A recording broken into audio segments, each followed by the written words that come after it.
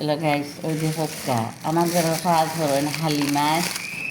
তাই ওই দেখো আবেগ ভালোবাসা কাজের মানুষ হইল তারা ইয়েও ঠিক আছে ওই যে হক্কা আমার ছেলের বউর জন্য লাল বিনারসি চুড়ি নিয়ে আসছে অত ভালোবাসা সেই ভালোবাসা ইচ্ছা খুবই সুন্দর চুড়ি নাইস এদিকে আমার জন্য বা মানে জোরো না তাই আমার জন্য সাদা নিয়ে আসছো